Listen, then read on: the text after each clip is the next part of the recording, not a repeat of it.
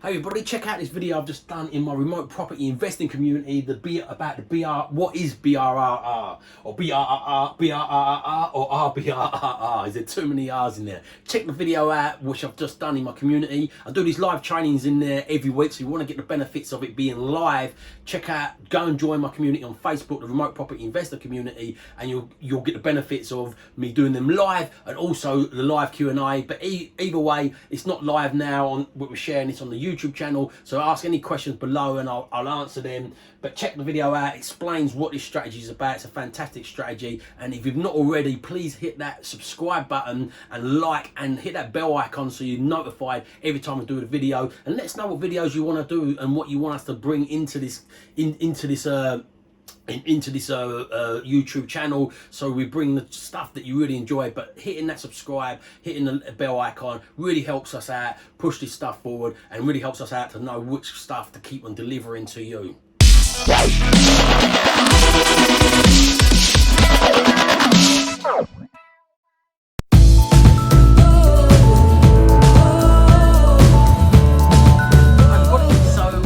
To the first one this year, Sunday's live coaching. So just get myself a little bit ready. Sorry, running a little bit behind here today. Do try and aim at being 11 o'clock every week. I hope everybody had a fantastic Christmas and a happy New Year under the circumstances. Obviously, it was a very strange Christmas and New Year. Over this Christmas, you might have hopefully missed me. I had a little bit of a social media detox and sort of rested a little bit and just had some family time, but I'm back to it this year. I'm going to be doing the live Sunday coaching training calls every Sunday in this group. This week's live coaching call is what is BRR and what is the difference between BRR, BRRR, BRRR, or RBRR. There's a lot of R's in all these different ones. It's a popular strategy. A lot of you may have heard it, but a lot of you may be wondering what's the difference between it. Anybody that don't understand this strategy or haven't heard of it, I'm just going to tell you what the fundamentals are behind it, why it's a fantastic strategy. This is a strategy I've been involved with over 70 purchases, some internal ones, probably over 80 deals, but over 70 purchases straight from just buying them. Around half of them has been for myself and around half for investors. A majority of these purchases has been this model here. So, and this model here has enabled me to buy more than just a few properties without running out of money. So I'm going to explain the fundamentals behind this strategy, and then I'm going to explain a little bit about the differences between these all, which there isn't really much of a difference, but explain why there is so many R's added in there. By the way, this end one is mine. I've made this analogy up. I put an extra R in there just as a bit of a tongue-in-cheek joke, because all these ones kept on, there seem to be R's added on here all the time. But there is some logic behind all these R's, but yeah, I'll explain what they are. So, morning everybody, hope you're all doing well. Hope you're having a fantastic week, had a fantastic weekend, fantastic Christmas, happy New Year. As I said, I'm back to doing the live trainings every Sunday. I was going to wait till next week, and then this morning I just woke up and I thought, do you know what, let's get back to them now. As I said, I had a little bit of a social media detox. I had 4 straight days of just not even picking my phone up or looking at a message, an email, social media post or anything, and I've been easing my way back in. It started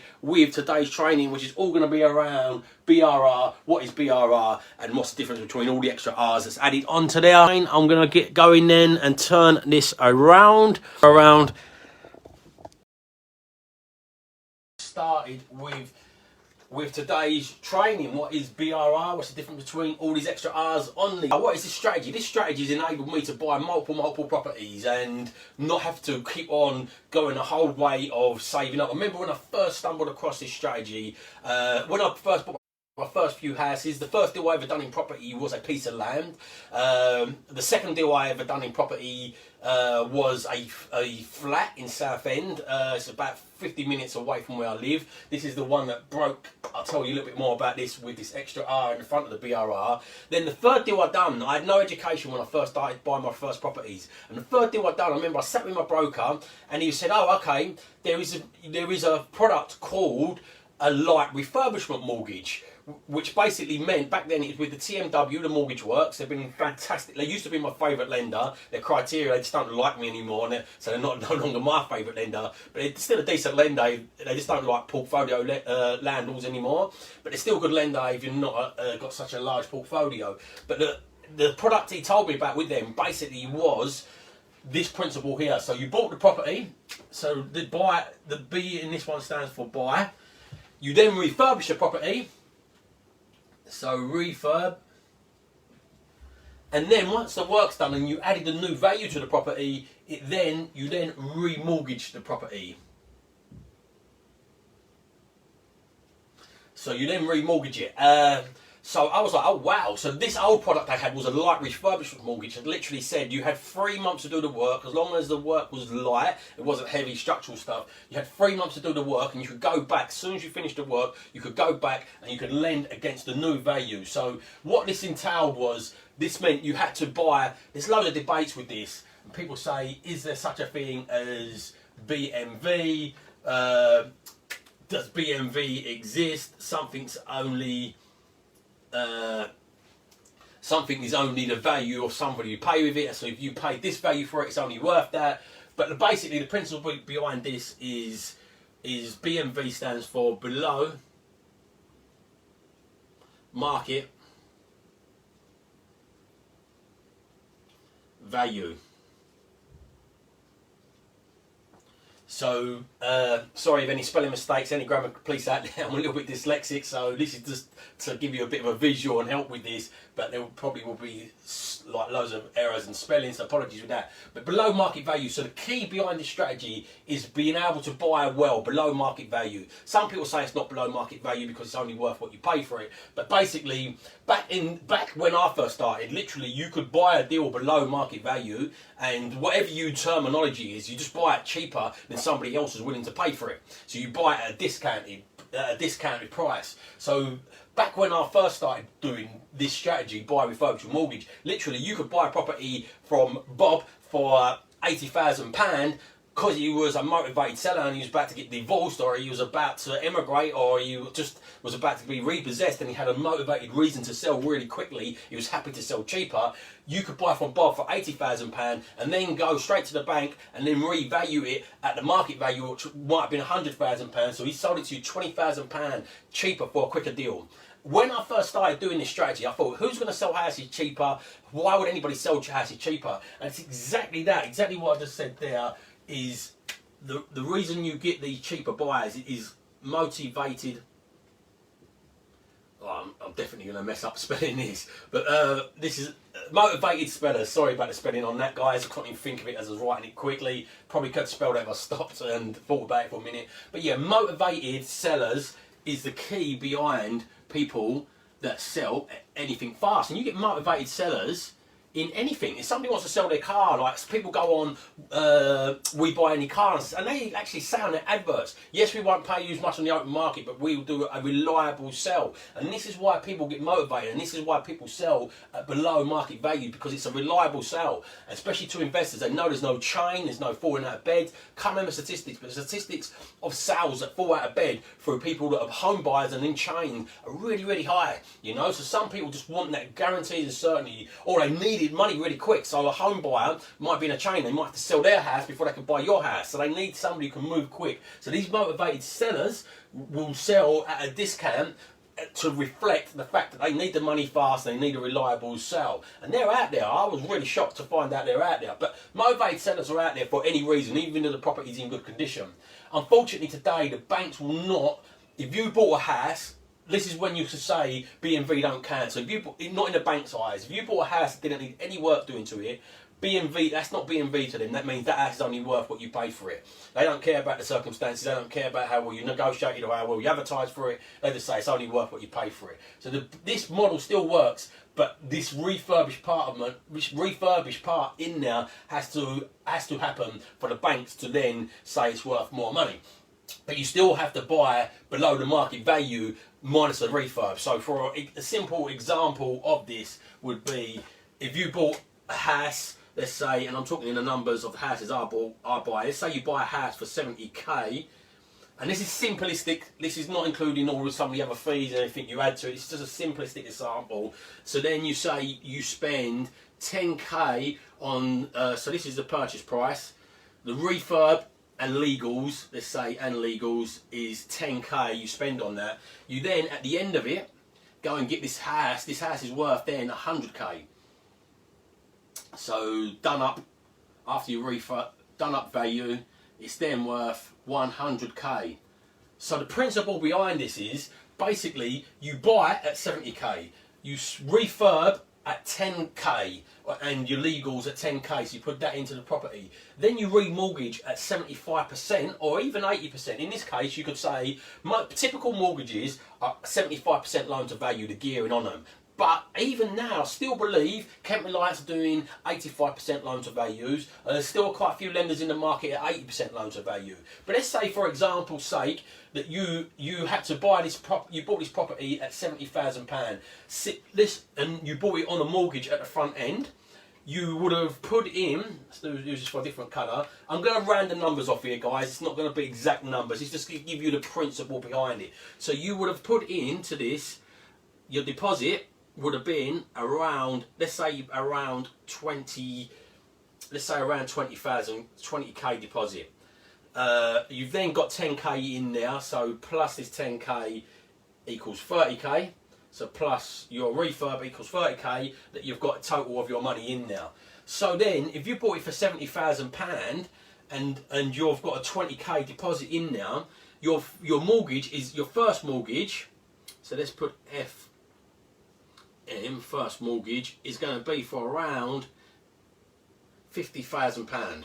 So then when you come here and you get your new valuation on the deal, switch these colours around so you can see this nicely. So when you get your new valuation on the deal, you can get another mortgage. This mortgage is, say, roughly at 75 loan to value. These are not exact figures, as I said, guys. This is just to give you a quick example. You'll get your new mortgage at 100k at £75,000.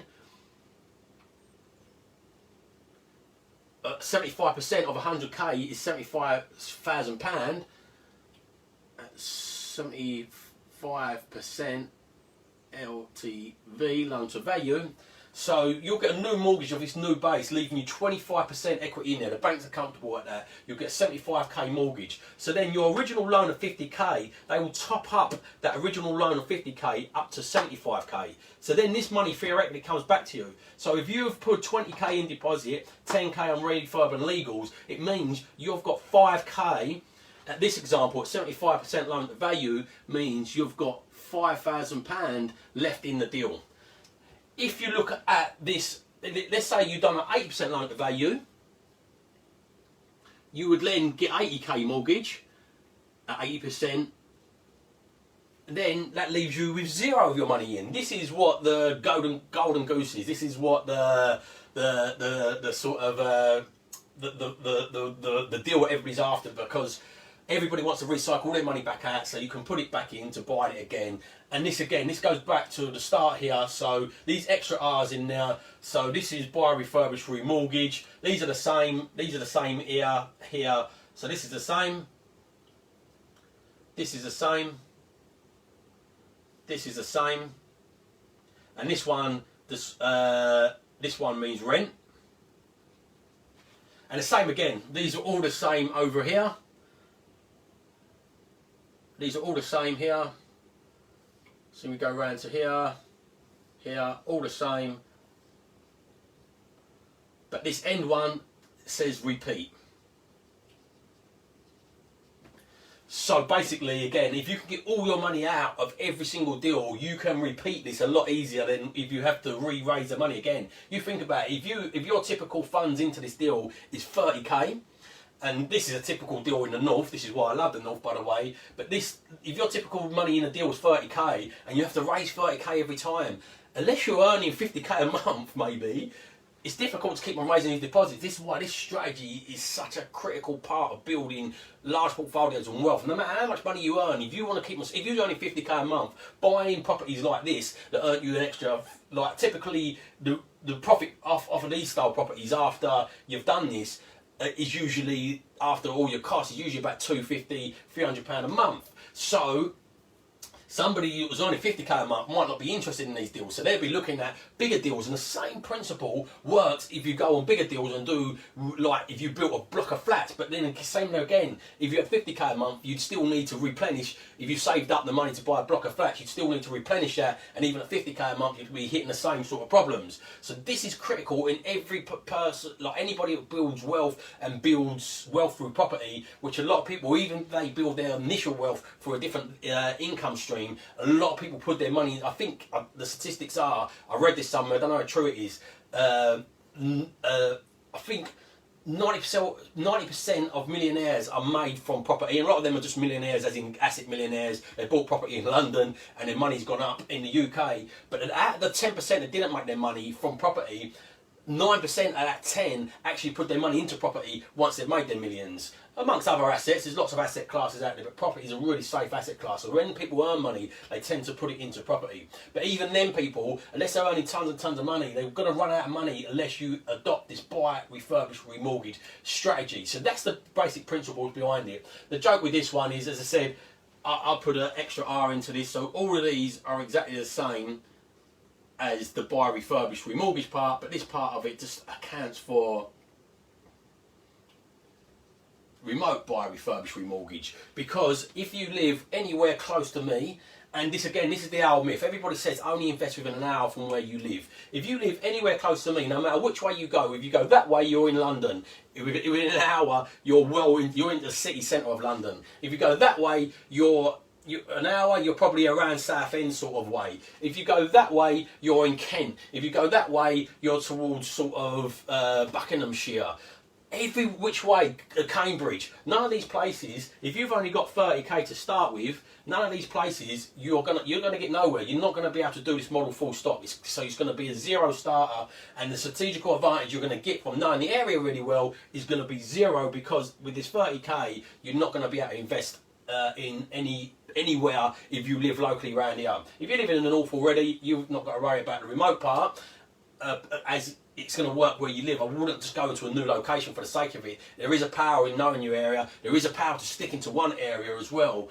But unless you live in a location where you can buy properties around these purchase prices, or unless you've got really tons of money, your strategical advantage of investing locally is going to be zero. And today, with today's tech, and even if you live in a location, you still want to be thinking about setting your property business up, because property is a business, and property is going to need to be a business going forward. Never before has it been more challenges in the property industry to earn money. The government has put so many regulations, so many taxes involved with it, that you've got to run this property as a business today. It's no longer is it a little investment like your doctor, let's just buy a few properties on the side just for a little retirement plan. Them days are gone unless the government do a U-turn on a lot of these regulations with the Section 24, these capital gains tax changes that's coming in, all these different regulations. Unless there's massive changes on them, this is no longer just a side investment stream. You've got to run this as a business. So even if you do live in an area where you don't have to do it remotely, and you live in an area where you can buy properties at these prices, single let properties that is,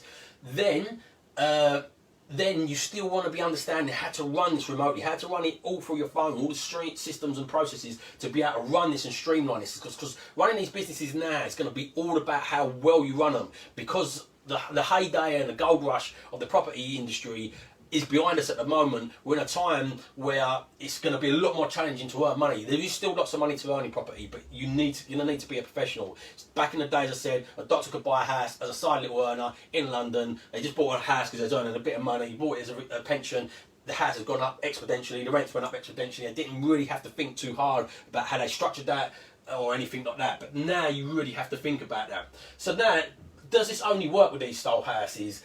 No, of course it don't. There's other strategies that this works with. So let's think about what sort of strategies this can work with.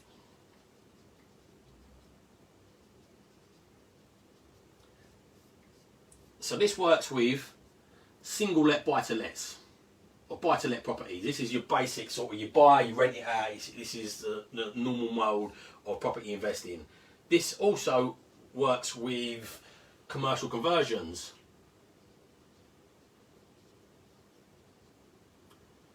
This also works with HMOs.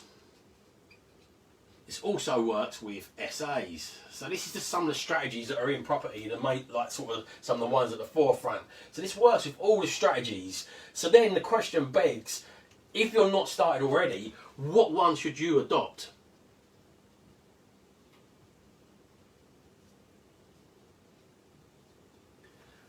And what I see really often in property is people, especially, there's so much information out there today and there's so much confusion with should I do this strategy, should I do that strategy. At one point I was going networking like going network at least twice a month, going to all these different network events. There was all great speakers there, and in the end I just went, do you know what, I'm going to stop going to property networks. Not that I don't want to network anymore.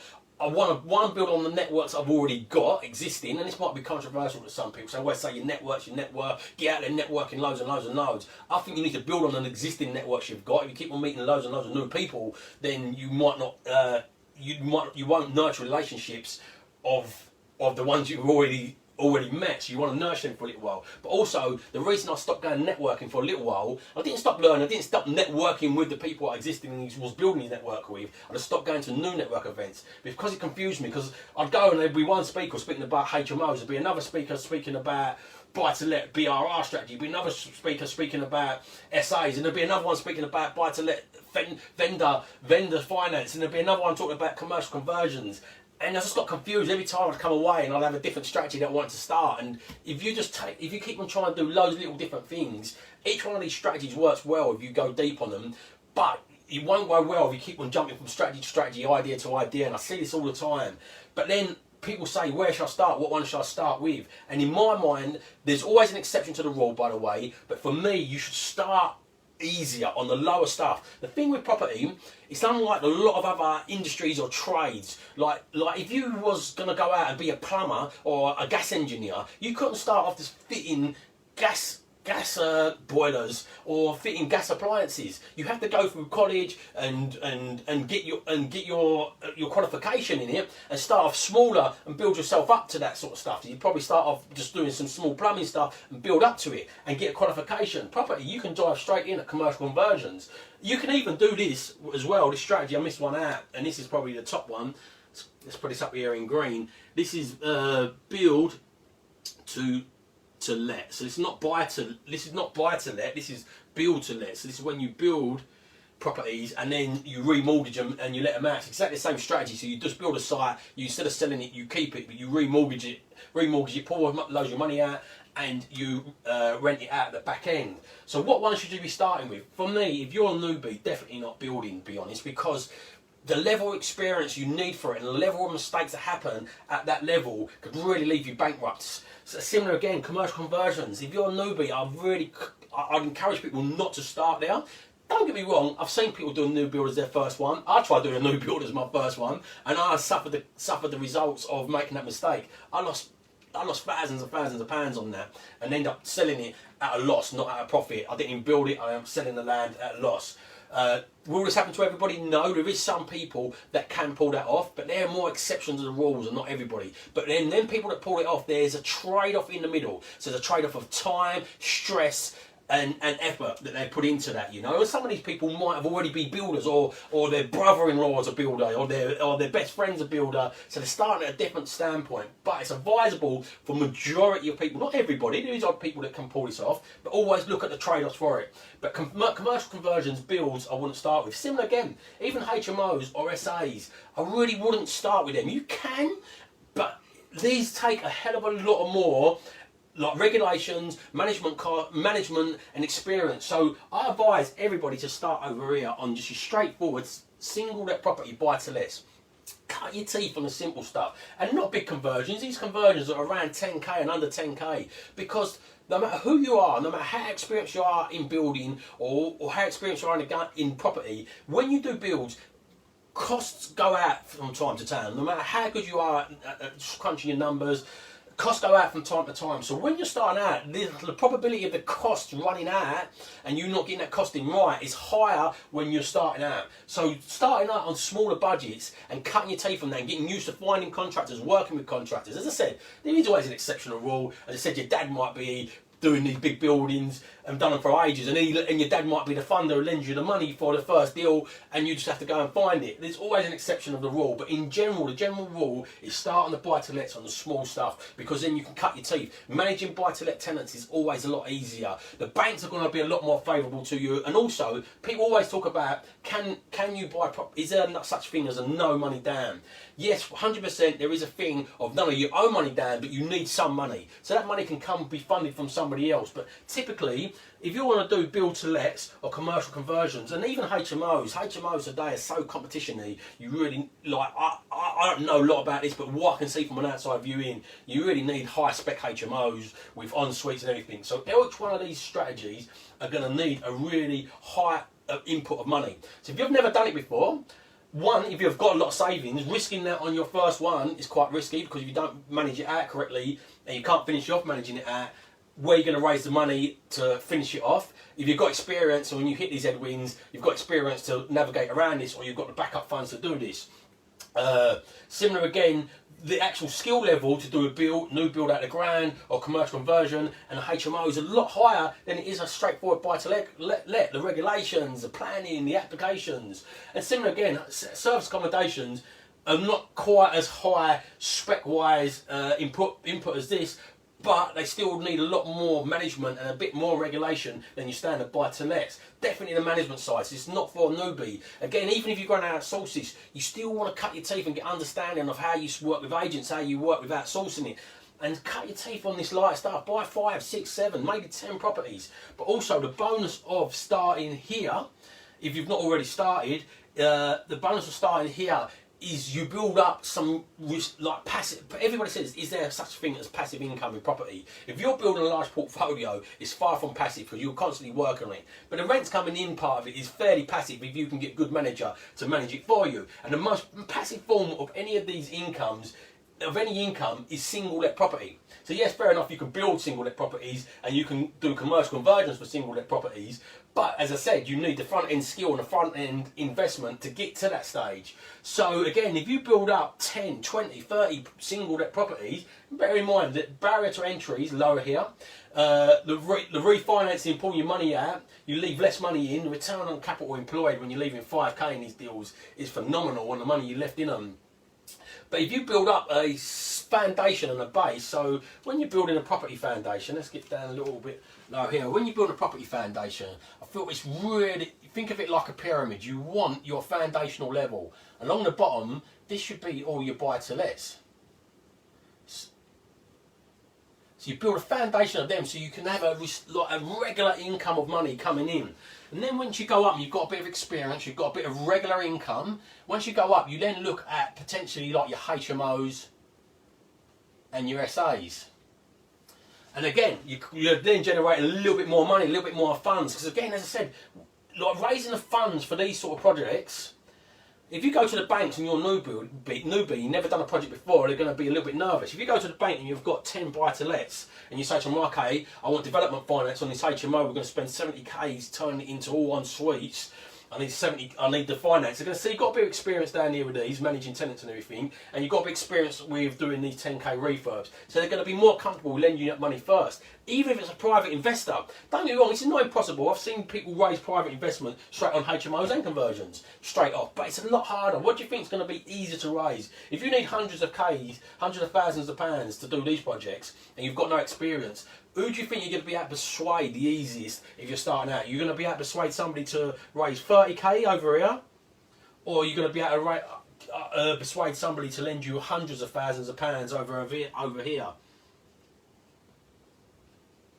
It's going to be easier to raise that, especially people are going to want to see the confidence in you. How do you pull off a project like this? How do you manage the refurb? How do you get it tenanted? They're going to be more trusting in it. So there's always an exceptional rule, as I said. These are only general rules, but as a general rule, that's ideally where most people want to start. And then once you get a little bit further up, you do your commercial conversions. And then you do your new builds, and maybe if you go beyond, then you might be thinking about hotels. But you build up and you build this foundation in place, because what happens, I remember I went to do a commercial conversion when I only had, I I think I had 5 properties at the time, or 6 properties, and the development finance on it alone was nearly £2,000 a month. And at that time, with what I was doing income-wise and my buy-to-lets, I was like, wow, if I don't develop that out, or there's a mistake in there, or the build cost goes out, and this is what things you've got to think about. If the build cost goes out, like the build cost goes up 15%, I've got to raise the extra 15%, otherwise this development finance might not give it to me, and I've still got to pay these costs to get it finished. And let's say in the market we're in uncertain times, we don't know what's going to happen, the build cost goes up 15%. The valuers value it low, and valuers can value, especially on these commercial stuff, they can value it on you as well. They're going to think, how well are you going to manage this, and what appetite have we got to you? So if you're new to the game, their appetite to lending to you and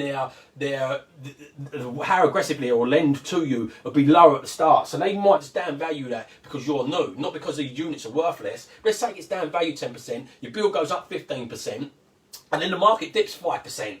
Then all these impacts could stop you from developing it out, and the development finance could pull their funding, and you're stuck with this high 2k a month. And I remember when this was a pub conversion, I was like, wow, if things go wrong and I don't get this right, which I wasn't confident of doing because I'd never done a conversion that big. The biggest refurb at that point I'd ever done was around 10k. I was like, if I don't get this right, and I remember I was struggling with getting builders even to quote it properly at the time. It was all so busy, and when it was coming out, I was having to chase them up for the quotes, and I was like, if I don't get that right, that's going to bankrupt me. I didn't have the 2k a month. But then when you build up this pyramid, if you've got your buy-to-lets at the bottom, and as I said, you built your experience, if this is cash flowing, if you've built up 20 of these, and this is, say, cash flowing on average 250 per property, let's lower that. Let's say it's cash flowing £150 per property because you've got loads of voids and you've got loads of maintenance. If this cash flows, say £150 per property, and you've got 20 of these, you've got 3k a month coming in on your residual income with your ups and downs and your fluctuations. So then if you go for a bit of development finance, and the development finance is, let's say, £1,000 a month, and you can't finish the deal off properly, you're not then having to find £1,000 a month, because you've got the coverage from this here to pay that until you worked a way out of finding a way out of this deal, you know, if the market's gone wherever it's gone. And very similar again, as you build up to all these levels, if you build up a few HMOs and a few service apartments in between, if that's what you choose to do, you then, hopefully, when you build up these, your income from these then adds to that 3k a month. You might have 6k a month from your income from these. So then when you go to do a commercial conversion, which generally would take a lot more money than these projects and take a little bit more experience again, you've got this money to fall back on. So if the development finance over here, I should have done that in a different colour for the finance. Let's do that in a green for the finance.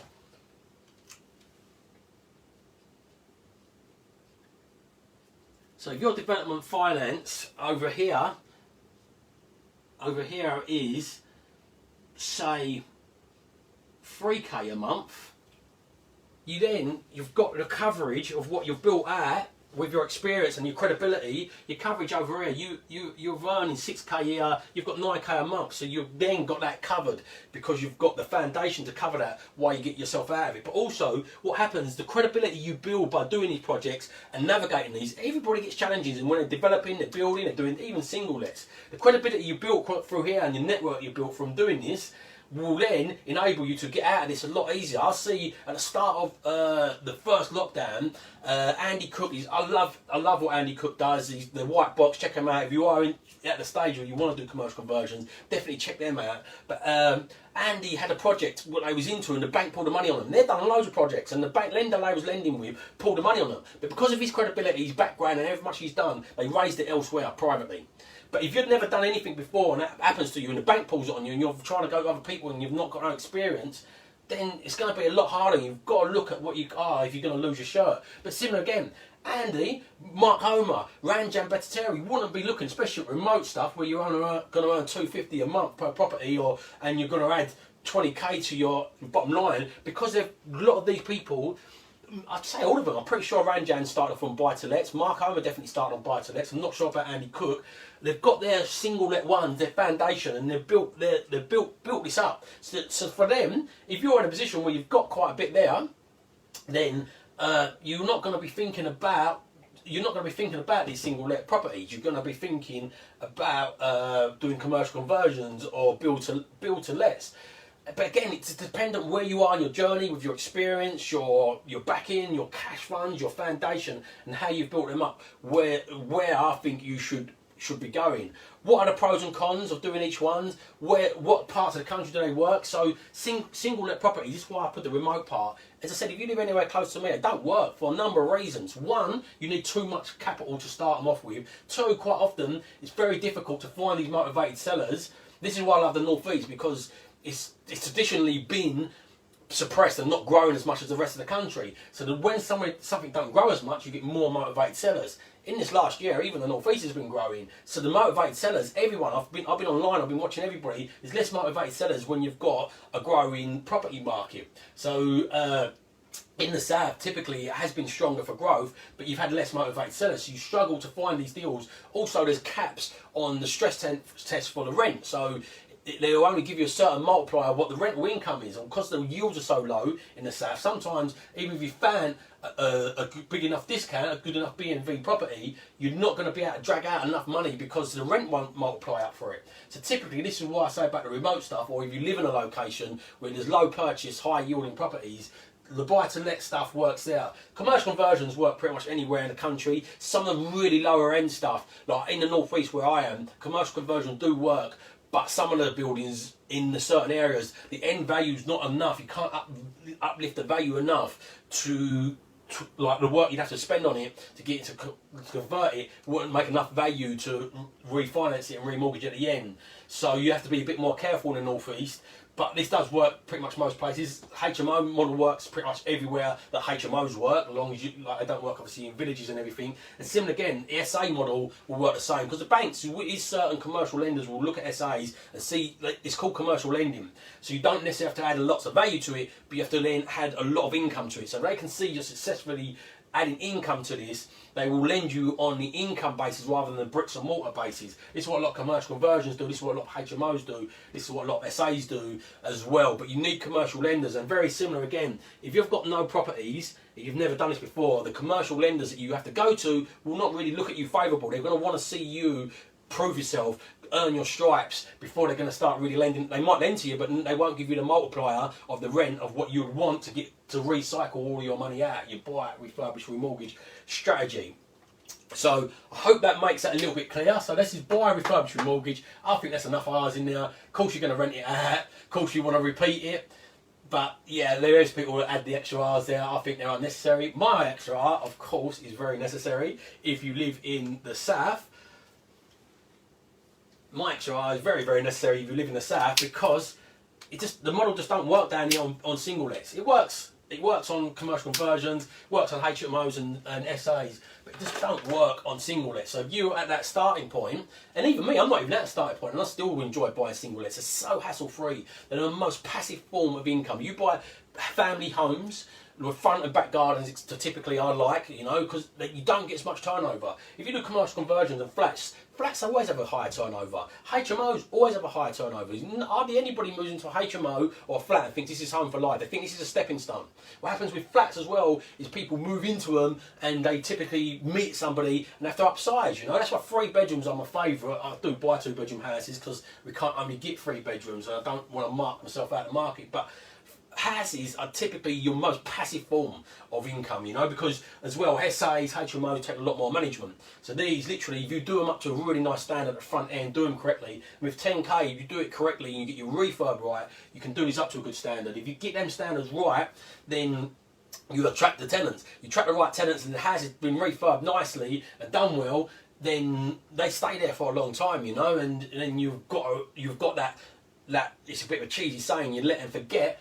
That is the most this is the most highest probability area that happens in. Yes, it happens sometimes in HMOs. Yes, it happens in flats sometimes. Definitely not happening in SAs. That's just a really residual high turnover. Unless you get, and it's still not letting forget, because you can only you get some big companies that will rent an SA off you maybe for a year, 2-year contracts, or I'm not sure how long the maximum you can do, but they keep on renewing them because they've got workers in the area. That's a little bit more easier than your normal SA model, but the SA model is a lot harder because you're just constantly checking in, checking out guests, and a lot more variable. All these are a lot more variable. This is the most solid form of income, because it usually has a lot less wear and tear, and it's usually much more predictable because there's less of turnover. So I hope that explains the BRR strategy. I think buy refurbished remortgage is enough. The rent part is inevitable because if you're going to keep it a remortgage, you've got to do that. That's just self-explanatory. And the repeat part is obviously up to you, but also self-explanatory for me. So I think BRR is enough. Definitely RBRR if you don't live in a location where that works. But I hope that gives you a little bit of an understanding. Is this a strategy that's going to work in 2021? Yes.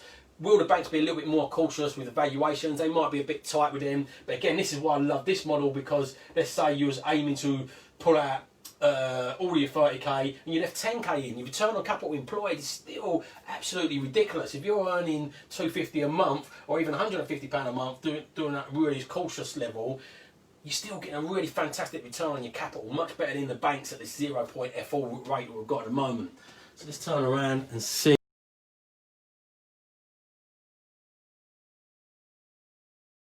By the way, guys, I'm doing a free workshop this Friday. There's a little selfless plug here. I do apologise, but doing a free workshop where I'm going to be covering the remote buy refurbished remortgage strategy, how you set it up and do everything remotely. Even if you live in a location, you still want to be learning how to run everything from your business and streamlined and efficient. I'll put the link in there. It's bit.ly/remote investing. No, invest remote. Sorry, bit.ly/invest remote. That's the link for the workshop. I'll put the link in the comments in a minute. But I'm doing a workshop this Friday. It'll be much more of a deep dive on how to set up the refurbishment, refinance, how to refinance it. The areas I'm going to go over in this training is finding your gold mine location. So if you need to do it remotely, or identifying if you live in one already.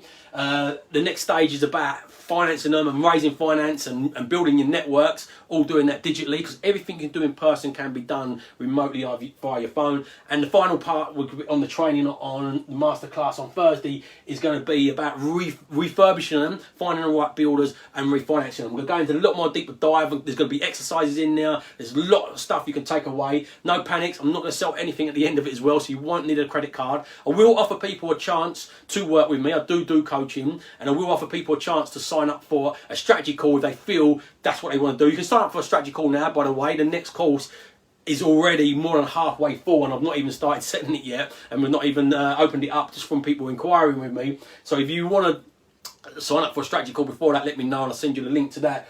But we'll be doing a strategy at the end of the workshop. If you think the workshop give you enough, the workshop will give you enough information to get going. But if you want more support beyond there and more deeper dive with that, I will offer strategy calls with people to see if it's a match for them. And then, but there'll be no selling at the end, so no panic. There's no drawing for you to get you through emotionally selling to you at the end. So no hard sells or anything. Just going to be much more information. So let's see if there's. I'll put the link in for the strategy call, and I'll put the link in for Thursday's workshop. Really looking forward to it. It's the first one I've done in quite a while, but it's a free masterclass about buying remote buy refurbished remortgage, but it's around buy refurbished remortgage. The principles of what I'll be teaching on there works even if you live in them locations. Have a fantastic Sunday, everybody. Thanks everybody for spending some time with me this Sunday. Remember, if you don't evolve your ideas, you're never going to live on your own terms. So evolve your ideas, live on your own terms, and have a fantastic Sunday.